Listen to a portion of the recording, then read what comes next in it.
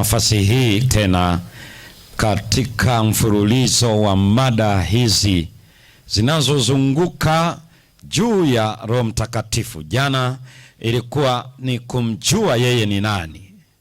Roho Mtakatifu hasa ni nani? Tuliona mambo makubwa mawili. Yeye ni nafsi iliyo hai. Sio nguvu. Sio nguvu. Ni nafsi iliyo hai, lakini ni nafsi ya uungu. Ni nafsi ya uungu. Karibu kila ambako tutakuwa tukisogea tutakuja kuona kwa nini yeye pekee awe kiongozi amini, anene nasi, yeye Roho Mtakatifu. Kwa hivyo jioni hii ya leo Mungu atanena nasi tena. Somo la pekee lenye kichwa kinachosema utume wa Roho Mtakatifu. Watu wengi wanasikia Roho Mtakatifu, wanamuona kama vile wanaweza kumtumia, wakati hayupo ili atumiwe na mwanadamu. Hapana. Na wengine kwa kujaribu kunukuu aya za Biblia wanaona kama wanaweza kumtoa kwa mtu mwingine, kwa sababu kuna baadhi ya aya zinaonekana kama vile walipoweka mikono juu yao na wakapokea Roho Mtakatifu. Kwa wanasema ni kama vile mnenaji jioni ya leo kwamba anaweza akasema walioko kwenye mkutano huu pokeeni Roho Mtakatifu. Na ndipo unasikia wanenaji na wahubiri wenzangu wengi kila wanaposimama unasikia na wapatia Roho Mtakatifu kana kwamba iko ndani ya uwezo wa mhubiri ama mnenaji. Lakini tangu lini mwanadamu aliyeumbwa na Mungu na akaweza na yeye kumtoa Roho Mtakatifu kwa watu wengine? Ikiwa Petro alisema haiwezekani kabisa, wala hawezi kununuliwa kwa fedha, badala yake kila mwenye tamaa kama hiyo atapotea. Hii ni vizuri kufahamu utume wa Roho Mtakatifu. Kitabu cha Injili ya Yohana sura ya 14 tutasoma mstari wa 26. Ninarudia sana katika aya nyingi za kitabu cha Injili ya Yohana, kwa sababu katika vitabu vya Injili Yohana ameandika approach yake tofauti kabisa alivyoongozwa. Ni tofauti na waandishi wengine na ni kitabu ambacho kimesheheni hoja za theolojia, kitabu cha Injili ya Yohana. Ndio naona hotuba nyingi za Yesu ziko ni za kimafundisho, doctrinal sermon kwenye kitabu cha Injili ya Yohana, na zinahusu uungu kitabu cha Injili ya Yohana. Na ndio maana kwa sababu napozungumzia Roho Mtakatifu kwa wingi sana amefunuliwa kwa namna ya pekee katika Injili ya Yohana sura ya 14 mstari wa 26, utume wa Roho Mtakatifu. Hebu soma hapo kama Biblia bado ulionayo ina Injili ya Yohana 14 mstari wa 26. Na maandiko matakatifu yanasema, lakini huyo msaidizi, huyo Parakletos ambao tuliangalia jana, huyo mfariji, huyo Roho Mtakatifu ndio ambaye Baba atampeleka kwa jina langu. Anakuja kwa jina la nani? Kwa jina la nani? Kwa jina la Yesu. Yaani Baba atampeleka, lakini kwa jina langu. Na kuna kitu ambacho tunahitaji kupata ufafanuzi katika hiyo. Huyo Baba atampeleka kwa jina langu. Ni kama watu wanavyosema kwa jina, kama Yesu anavyosema ukiomba kwa jina langu. Na Yesu anasema Baba atamleta kwa jina lake. Jina la Yesu. Atawafundisha yote. Atatufundisha mangapi? Yote. Ndio maana wale wanaofikiri ni nguvu, hapa anasema atafundisha, didaskei ambayo tena iko kabisa kwamba atafundisha, sio mawili matatu, ni atakayefundisha mangapi? Yote. ukweli ni huu, utakuwa umenenea vibaya. Utakakosema ya kwamba tumefundishwa na mchungaji Semba, utakuwa umenenea vibaya, vibaya kabisa, kwa sababu anayefundisha ni Roho Mtakatifu. Hapa katikati nitakuja kueleza, pengine anakufundisha wewe na ananifundisha na mimi, atatufundisha yote.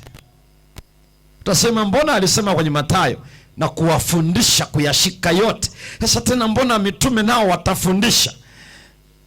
Na vitu ambavyo mtu kisema sema kitu gani hiki? Endelea tu kuja, kwa sababu ni kweli Petro anacha kufundisha kweli. Kweli anacho kweli. Yohana anacho cha kufundisha. Yaani mitume wale walikuwa na cha kufundisha wale? Hapana. Biblia inaeleza huyo ndiye atakayefundisha nini? Yote. Ndio.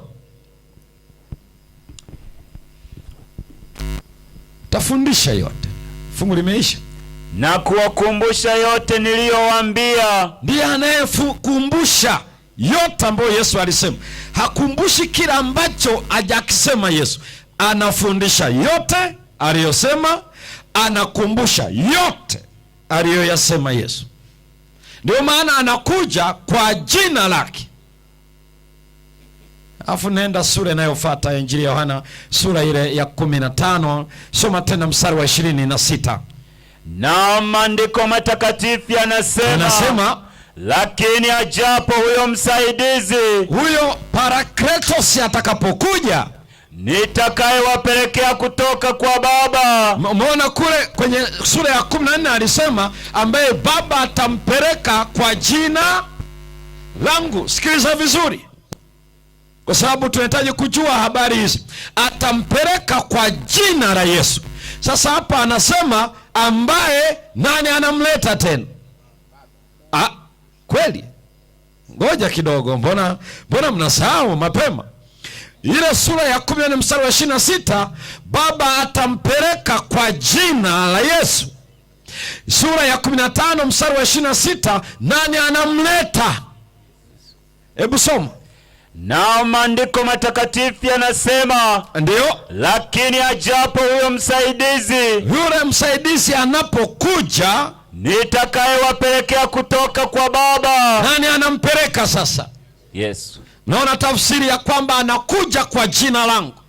Na baadhi ya watu wanaposikia kwa jina langu watatoa pepo, kwa jina langu wataposa wagonjwa, watapata afya, kwa jina langu akinywa kitu cha kufisha hakitawadhuru. Kwa hiyo mtu anasikia kwa jina la Yesu toka, kwa jina la Yesu natakasa kinywaji.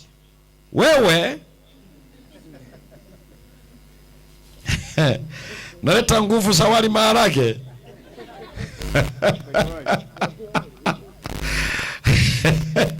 Nini maana ya jina? Kwa jina hiyo iweke tu kidogo kwenye, sio leo, hiyo iko mbele tu hapo, iweke tu hapo, kwa sababu watu kwa jina. Yesu alisema kwa jina langu mkiomba mtapata, kwa jina langu mtakemea kwa jina la Yesu la Yesu hilo. Sasa iweke tu hivyo, lakini angalia uelewa huu. Nitamwomba Baba awapelekee Parakletos, atakuja kwa jina langu. Lakini hapa anasema huyo Roho atakapokuja, huyo nitakayempeleka, yeye ndiye atampeleka. Kwa angalia uhusiano, anakuja kwa jina la Yesu, na hapa anasema nitampeleka kwenu. Malizero fungu. Huyo Roho wa kweli atokaye kwa Baba. Anaitwa Roho wa kweli, na anatoka kwa nani? Kwa Baba. Anatoka kwa Baba. Yeye atanishuhudia. Yeye atafanya kitu gani? Atanishuhudia. Maritre.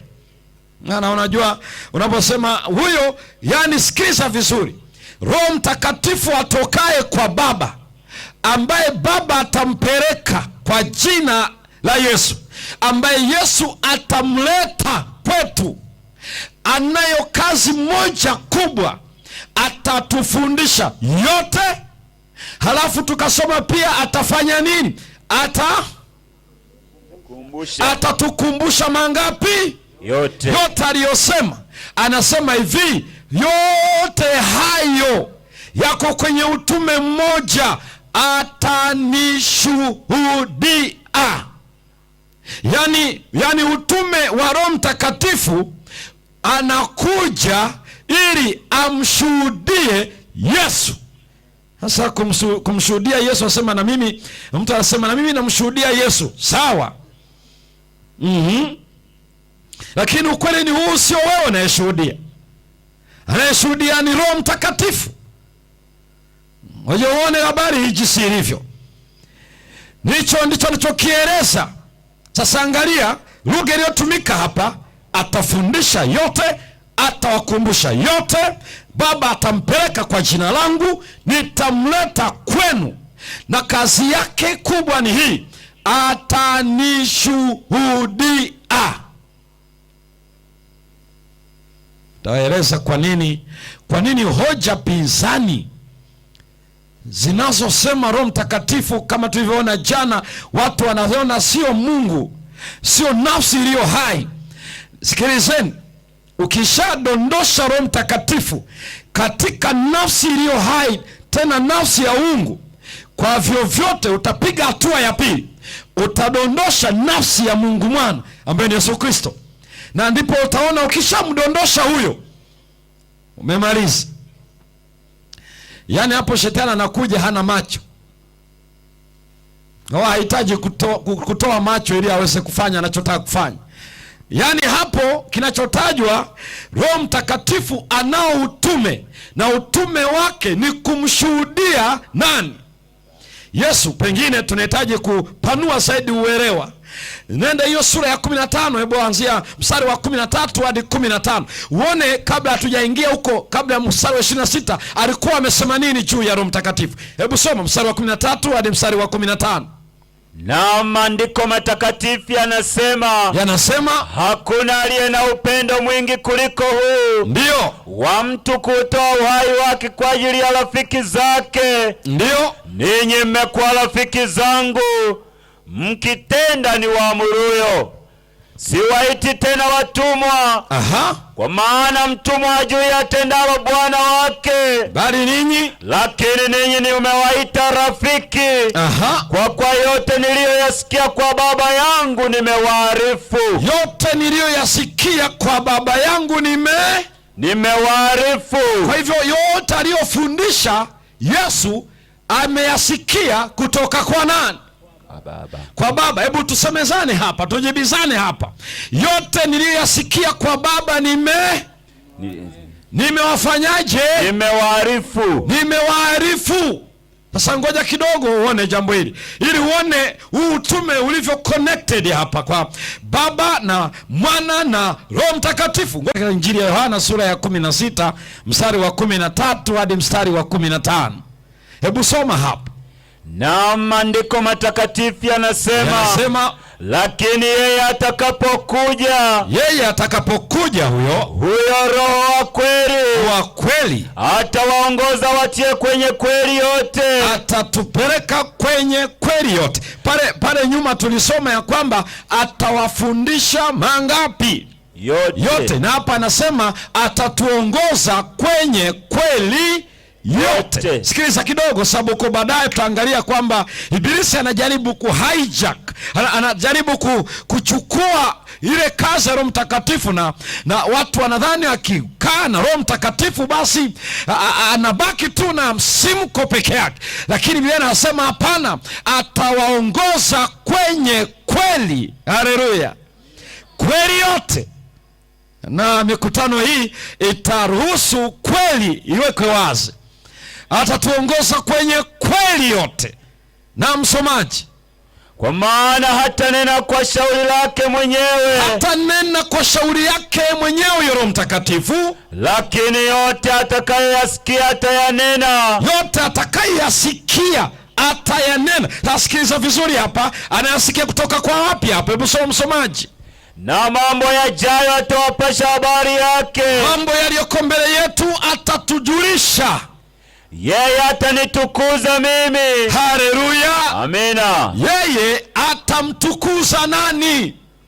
Yesu. Pale tulisoma ya kwamba atanishuhudia mimi, na hapa anasema atanitukuza mimi. Yani kazi ya Roho Mtakatifu ni kumshuhudia Yesu kwa ulimwengu na kumtukuza Yesu kwa ulimwengu. Ndio maana mtu aliye na Roho Mtakatifu na hawezi kujua Yesu ni nani, amepotoka, hana roho yule wa kweli, kwa sababu the mission of the Holy Spirit is to glorify God the Son. Kama hawezi fanya kazi hiyo maishani mwako, maishani mwangu, huyo sio Roho Mtakatifu. Wala hayuko kumtukuza mchungaji Semba, mtu yeyote. Ana kazi kubwa sana kuwitness and to glorify Jesus Christ. Huyo ndio Roho nani? Mtakatifu. Soma mpaka mstari wa 15. Kwa kuwa atayatwaa katika yaliyo yangu. Atatwaa katika yaliyo ya nani? Ya Yesu. Sikiza, atayasikia kutoka kwa Yesu, atatwaa kutoka kwa Yesu. Na Yesu pia alisemaje? Yeye aliyasikia kutoka kwa nani? Kwa Baba. Kwa Baba. Na hapa Roho Mtakatifu anayasikia kutoka kwa nani? Kwa Yesu. Na atatwaa kutoka kwa nani? Kwa Yesu. Na akisema, anasema habari za Yesu. Akitukuza, anatukuza Yesu. Na msomaji, na kuwapasha habari. Ndiye atakayetupasha habari hizo zote. Na yote aliyo nayo Baba. Yote aliyo nayo Baba ni ya nani? Ni yangu. Ni ya Yesu. Kwa hiyo nalisema ya kwamba atatwaa katika yaliyo yangu. Anasema atatwaa yaliyo yangu na kuwapasheni habari, na kutujulisha habari hizo. Sasa hii ndicho kinachoelezwa hapa.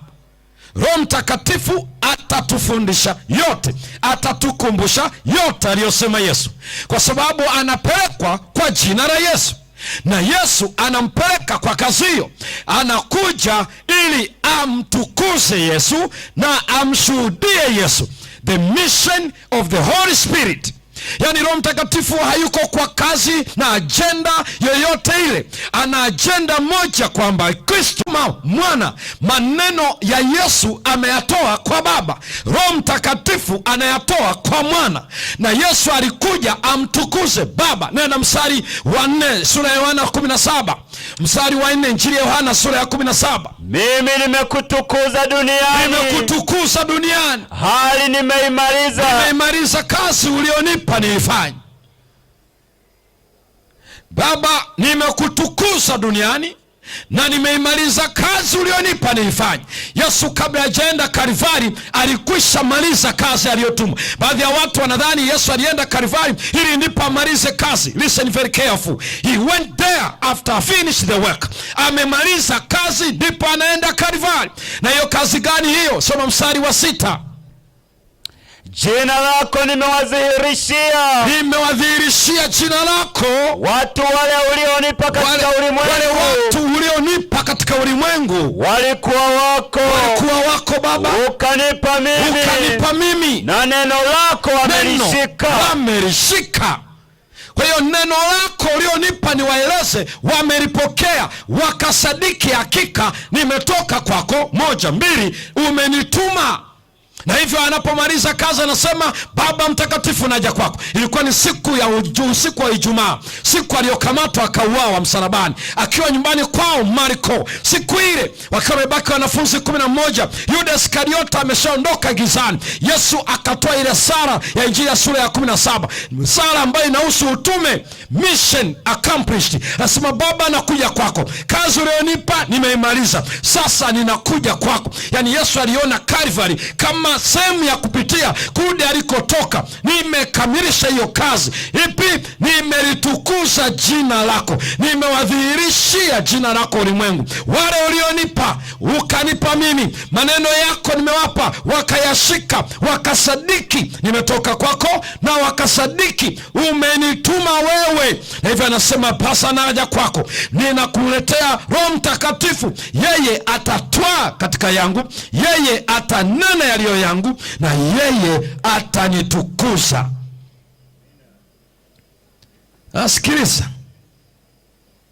Sikiliza jioni ya leo.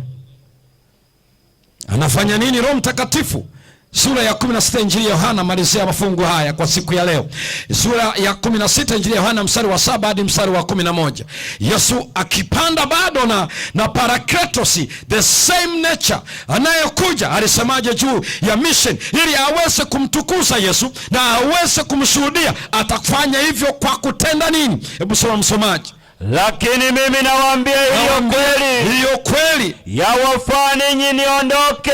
Itakuwa ni faida kwenu mimi nikiondoka, kwa maana mimi nisipoondoka, huyo msaidizi atakuja kwenu, huyo mfariji Roho Mtakatifu atakuja.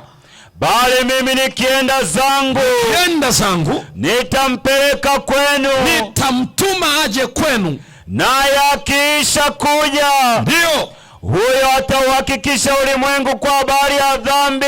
Moja, atauhakikisha ulimwengu kwa habari ya nini? Ya dhambi. Sikiliza anavyomtukuza Yesu na sikiliza anavyomshuhudia Yesu. Kazi yake ni kuhakikisha Yesu anashuhudiwa na Yesu anatukuzwa. Hao, sikiliza anachosema, atauhakikisha ulimwengu wa kwamba kuna dhambi. Atauhakikisha ulimwengu katika bara Afrika, Amerika, nchi ya Tanzania, katika mkoa wa Dodoma, Udom, atauhakikishia ulimwengu wa Udom there is sin. Na hiki ndicho ambacho, sikiliza, kwa nini? Hebu soma msomaji. Na haki, na habari ya haki, jambo la pili. La tatu, na hukumu, na habari ya hukumu. Mambo matatu Roho anayafanya anaposhuhudia na anapomtukuza Yesu. Moja, dhambi; mbili, haki; tatu, hukumu. Kwa nini anasema hivyo msomaji?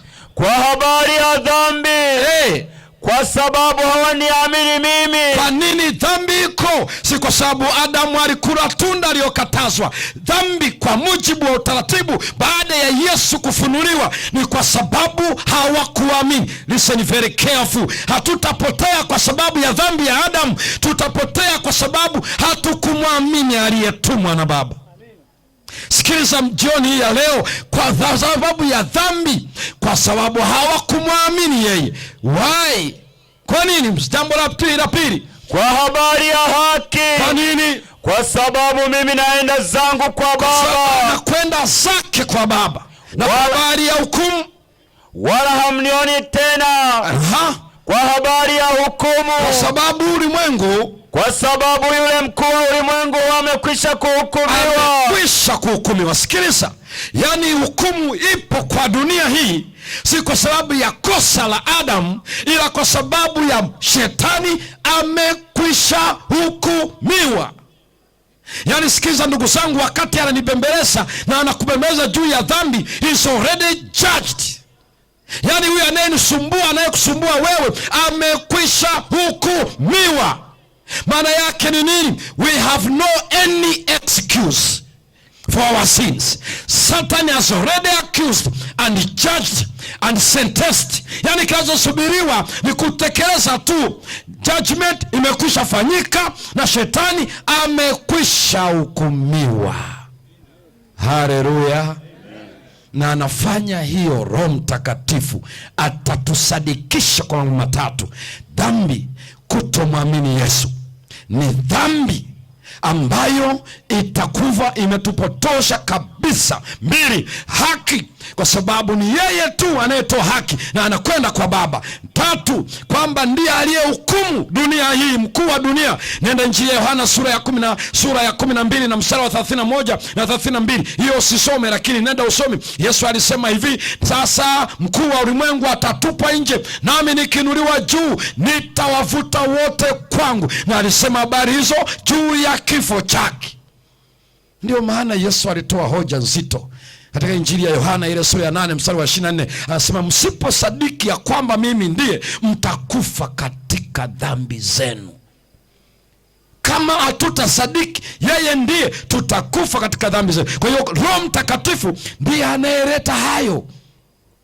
Na katika Injili ya Yohana sura ya 1 mstari wa 18 anasema, hakuna mtu aliyemwona Mungu mahala popote isipokuwa Mungu Mwana aliye katika kifua cha Baba. Huyo ndiye aliyefunuliwa. Haisemi ya kwamba mwana tu, anasema Mungu Mwana. Nasikiliza jioni ya leo, wakati maneno haya yanaandikwa, Biblia wakati mitume wanazungumzia maandiko matakatifu, walikuwa ni agano la kale, kuanzia kitabu cha Mwanzo mpaka Malaki. Haikuwepo agano jipya. Hii agano la kale ndio Yesu anasema mwapotea kwa kutojua maandiko. Ndiko Paulo anaandika kwa Timotheo, maandiko yanahekimisha. Ndio Paulo anaandika kwa Ibrania, neno la Mungu. Reference ni agano la kale. Na hapa anasema hivi, hakuna aliyewahi kumwona Mungu isipokuwa Mungu mwana aliye katika kifua cha Baba, huyo ndiye aliyemfunua. Which means Roho Mtakatifu anakuja to seal, kuwekea muhuri ya kwamba Jesus is God. Na ndio maana mtu yeyote kujua ya kwamba hana roho wa Mungu ni yeye anayekanusha ya kwamba Yesu Kristo sio Mungu, kwa sababu hawa walishuhudia Roho Mtakatifu ya kwamba ndiye pekee aliyefunuliwa. By the way, sikiliza vizuri, Mungu yeyote unayemsoma katika agano la kale, that is not God the Father and is not the Holy Spirit, is Jesus Christ. Keep on coming. Utaangalia Biblia inachokieleza. Huyo aliyesema na Musa juu ya Sinai was Jesus. Huyo aliyechao kitaki kinateketea katika mlima wa Horeb was Jesus. Huyo aliyemtokea Ibrahim katika maroni ya moma mle alikuwa ni Yesu mwenyewe. And that same God came and met Joshua in the land of Canaan. That is Jesus. Tusiposadiki ya kwamba ndiye, maana yake ushuhuda wa Roho Mtakatifu umeanguka. Na ndimo maana akasema katika Mathayo 12:31-32, msiponena lolote mkakosea kwa mwana wa Adamu, mwaweza kusamehewa, lakini dhambi ya kumkufuru Roho Mtakatifu anaposema ni dhambi isiyosamehewa. Why? When the Holy Spirit is preaching, is witnessing, is teaching, Jesus is God, Jesus is the Savior, and somebody come and say no, Jesus is not, Biblia inasema that is an unpardonable sin. You cannot be forgiven here and wherever. Ndio maana Biblia inaeleza ya kwamba atanishuhudia. Atanishuhudia. Kushuhudia, atathibitisha there is sin. Kutomwamini Yesu ni dhambi. Na halafu kwa habari ya haki, halafu kwa habari ya hukumu, kwa sababu mkuu wa ulimwengu huu amekwisha kuhukumiwa. Maana yake kuendelea kumuinua Ibilisi juu ya kwamba siwezi kushinda dhambi, shetani ananidanganya, wakati Yesu anasema nimeshamhukumu tayari. Maana yake Satan is powerless, only believe in me. Na jioni ya leo, huo ndio ushuhuda wa Roho Mtakatifu, the mission of the Holy Spirit. Anatuhakikishia there is sin, alafu there is just, if not righteousness of Jesus, and the devil himself is already judged, the prince of darkness. Na jioni ya leo, kubali Roho Mtakatifu akushuhudie. Atakachoshuhudia ni habari za Yesu. Yesu alikuja akakufia, na amefanya hivyo kwa ulimwengu mzima. Akuhakikishie kwa habari ya dhambi, akuhakikishie kwa habari ya haki, akuhakikishie kwa habari ya hukumu.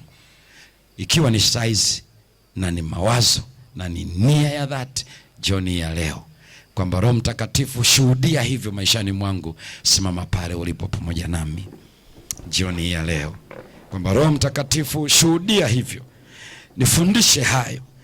Mtukuze mwanao, mwana wa Mungu, mtukuze. Na hiki ndicho jioni ya leo kila aliyesikia. Baba, katika jina la Yesu Kristo tunakushukuru kwa kuwa Roho Mtakatifu anafanya kazi kubwa kunihakikishia na wapendwa hawa na yeyote atakayetusikiliza kutokea mbali ya kwamba Yesu ni Mungu aliyefanyika mwili akafa kwa ajili yetu. Ndiye pekee awezaye kumtukuza Yesu. Ndiye anayeweza kutuhakikishia yote hayo. Na pekee anapotenda hivyo anatuongoza palipo salama. Na sisi tumesimama jioni ya leo, tutendee hivi, tupatie ujasiri wa kukubali ushuhuda wa Roho Mtakatifu katika maisha yetu yaliyobaki, badala ya kumsifia ibilisi na uwezo wake wa udanganyifu, hebu tukusifie wewe kwamba Roho Mtakatifu ameinua tena kisa cha Kalvari, ya kwamba ibilisi amekwisha kuhukumiwa. Na hili julikane, Roho wa Mungu yuko ndani yetu, ni pale habari za Yesu zitakapotupatia matumaini ya kuishi maisha matakatifu. Bariki mkutano huu na ututendee sawa sana neema yako, katika jina la Yesu Kristo, amina.